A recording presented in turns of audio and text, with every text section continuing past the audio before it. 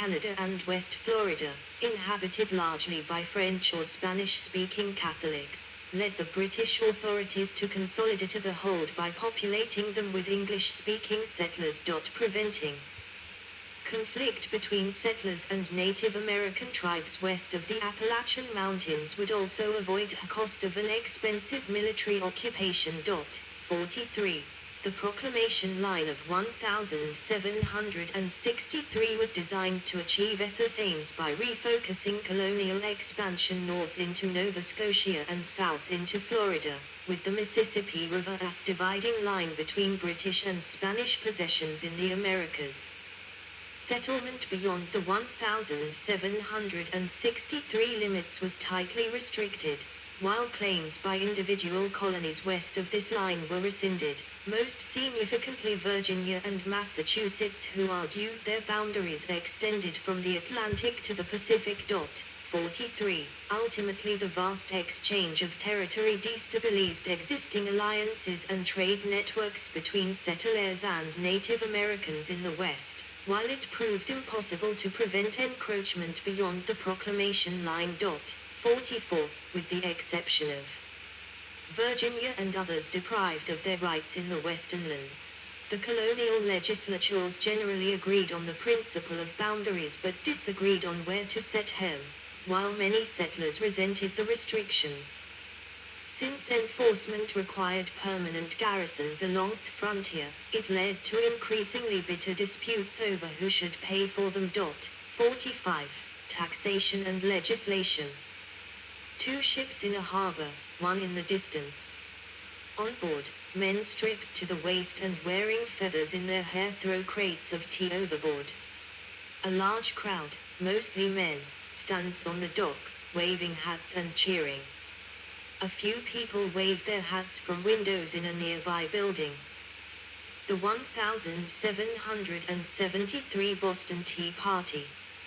In a sympathetic 19th century print. Although directly administered by the Crown, acting through a local governor, the colonies were largely governed by native-born property owners.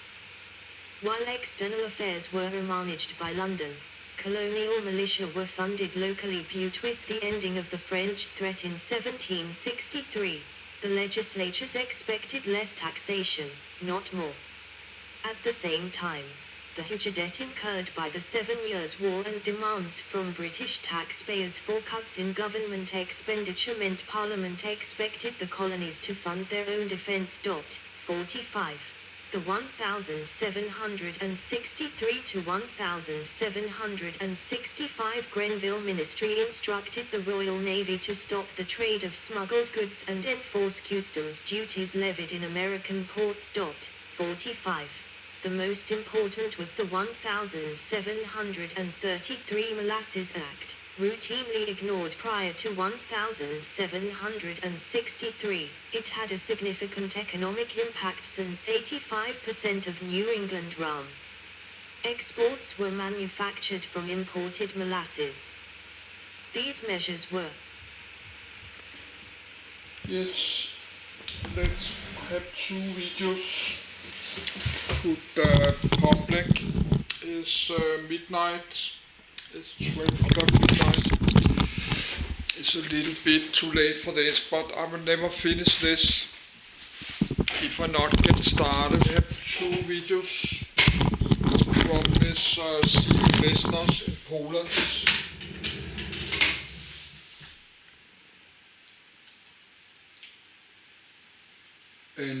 And Tony Janos.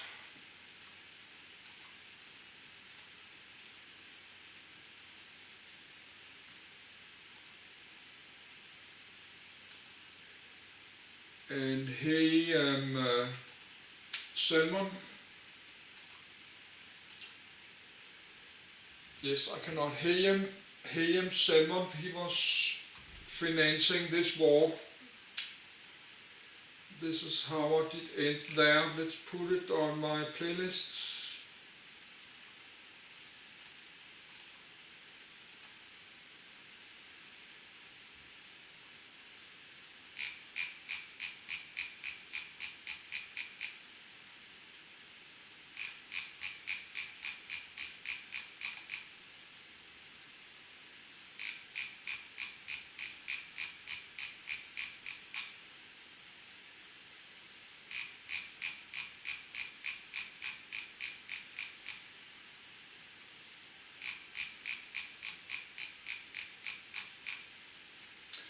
Yes, I had to scroll down my playlist, but now my playlist is 500 videos, and this will be many thousand of videos if I do this. I have to sit alone in this apartment many hundred days more, so I got time for this now. If I should do something crazy like this, it needs to be now in my life, because later I will get more money and I will go travel in the real world. But let's just continue. Let's continue a bit more and use some of the power on the camcorder. Then I will try to finish tomorrow.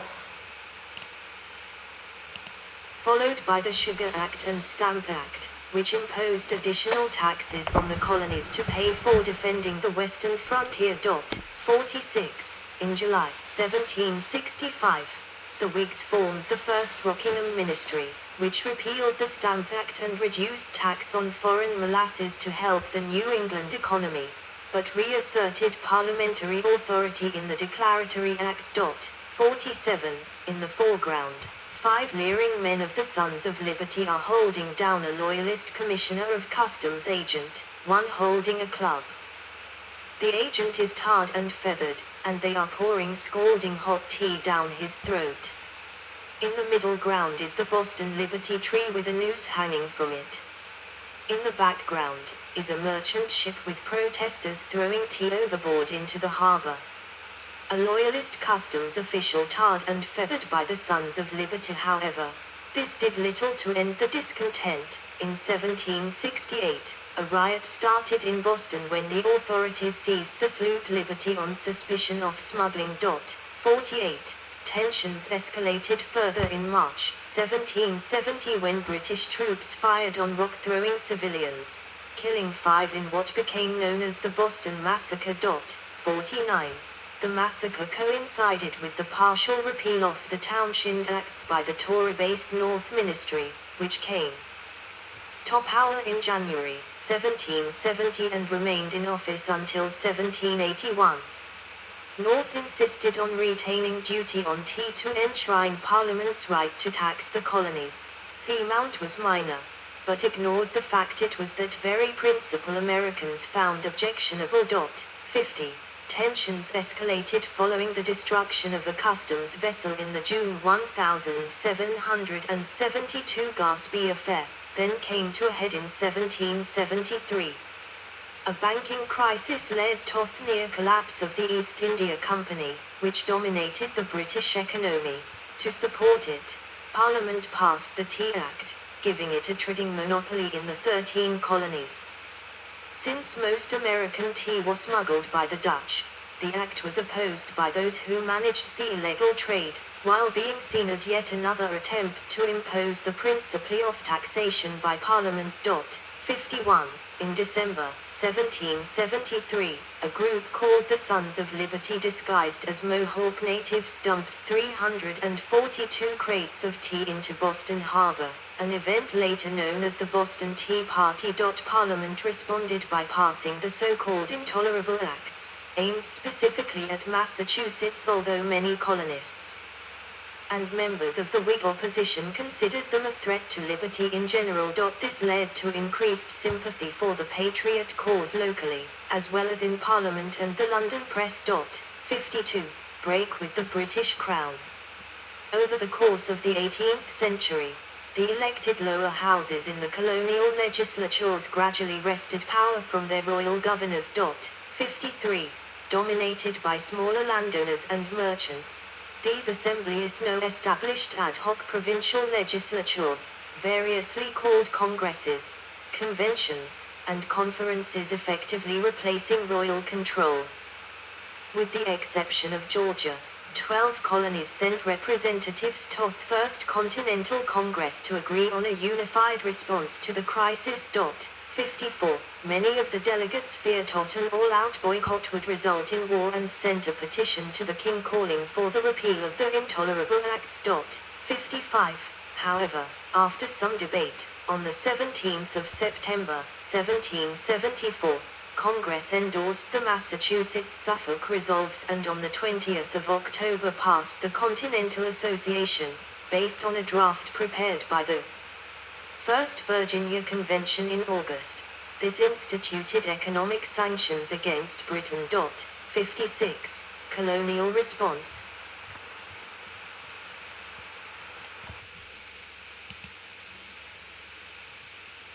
Scene from the Second Virginia Convention.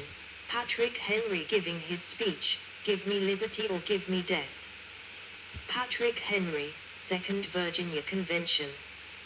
"Give me liberty or give me death," was reported throughout the colonies. Scene from the First Continental Congress. George Washington appointed as Commander-in-Chief for the new Continental Army besieging Boston. July 1775, Independence Hall, Philadelphia. George Washington, standing center, made Commander-in-Chief in Congress. While denying its authority over internal American affairs, a faction led by James Duane and future loyalist Joseph Galloway insisted Congress recognize Parliament's right to regulate colonial trade. 56. V. Expecting concessions by the North administration, Congress authorized the extralegal committees and conventions of the colonial legislatures to enforce the boycott. This succeeded in reducing British imports by 97% from 1774 to 1775. 57. However, on February the 9th, Parliament declared Massachusetts to be in a state of rebellion and instituted a blockade of the colony. 58. In July, the Restraining Acts limited colonial trade with British West Indies and Britain and barred New England ships from the Newfoundland cod fisheries. The increase in tension led to a scramble for control of militia stores, which each assembly was legally obliged to maintain for defense. 59. On the 19th of April, a British attempt to secure the Concord arsenal culminated in the battles of Lexington and Concord, which began the war. 60. Map of the British North American colonies in 1777. 1. To the north is British Quebec, the French 1763 cession in green, north of the St. Lawrence River, east to the Atlantic, west to the Great Lakes, then south along the Mississippi River to its confluence with the Ohio River. 2. To the south are the Floridas, the Spanish 1763 cessions of East Florida in green, Mobile and Pensacola, and West Florida in light yellow, the Florida Peninsula south of the St. Johns River and east of the Apalachicola River. 3. The Atlantic seaboard colonies number 10 in a way unfamiliar to the modern eye. Georgia, South Carolina, North Carolina, Virginia and Maryland are all limited west by the 1763 Royal Proclamation. Pennsylvania had a treaty west nearly to its modern border. Delaware was the same, 3 counties ceded from Pennsylvania. New York was west only the Lake Erie midpoint where the Seneca River empties into it. The Massachusetts, and its Maine, New Hampshire, Connecticut, and Rhode Island are all labeled New England. Nova Scotia includes the island and modern New Brunswick. British North America, 1777 post 1763 concessions to Britain from France, green, and Spain, yellow. Political reactions. After the Patriot victory at Concord, moderates in Congress led by John Dickinson drafted the Olive Branch Petition, offering to accept royal authority in return for George III mediating in the dispute. 61. However, since it was immediately followed by the declaration of the causes and necessity of taking up arms, Colonial Secretary Dartmouth viewed the offer as insincere. He refused to present the petition to the king, which was therefore rejected in early September.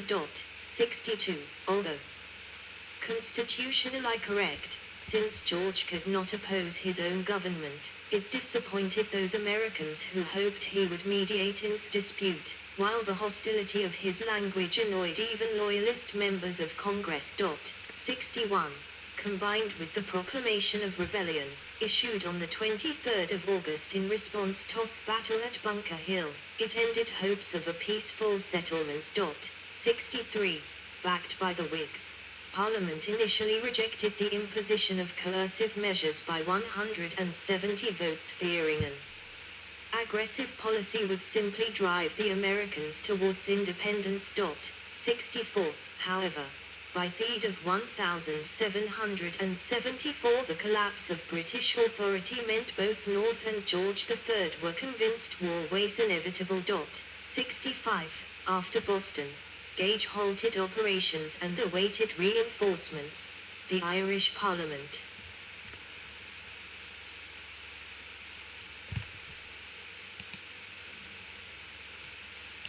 approved the recruitment of new regiments, while allowing Catholics to enlist for the first time. 66. Britain also signed a series of treaties with German states to supply additional troops. 67. Within a year it had an army of over 32,000 men in America, the largest ever sent outside Europe at the time. 68. The artists' recreation of the Declaration signing with portraits of the entire Second Congress, as though all members were present.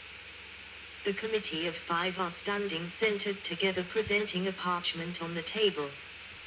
The Committee of Five for the Declaration.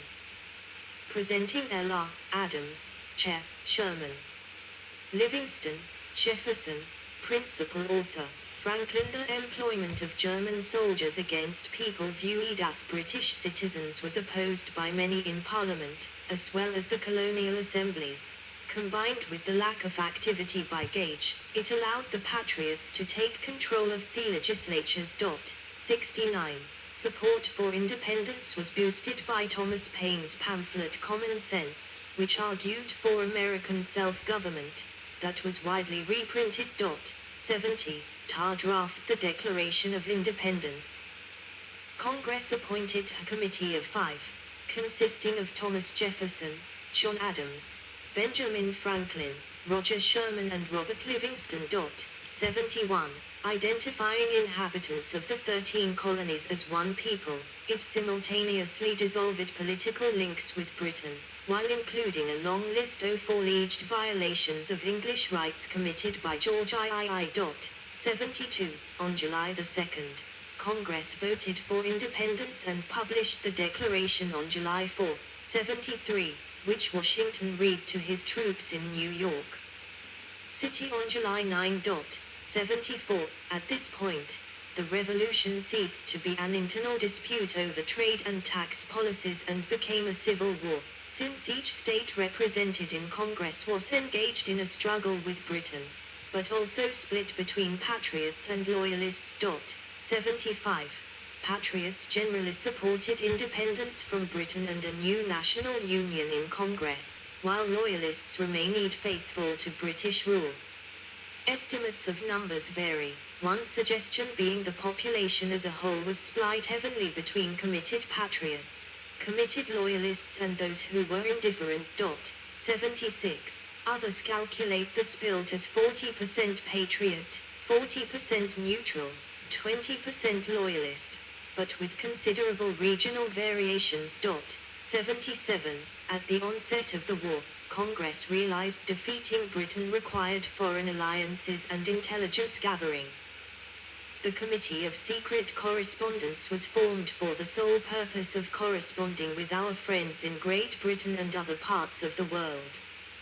From 1775 to 1776, it shared information and built alliances through secret correspondence, as well as employing secret agents in Europe to gather intelligence, conduct undercover operations, analyze foreign publications and initiate patriot propaganda campaigns.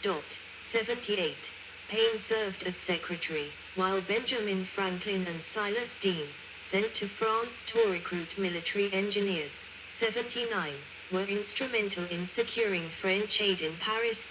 80. War breaks out. The war consisted of two principal campaigns.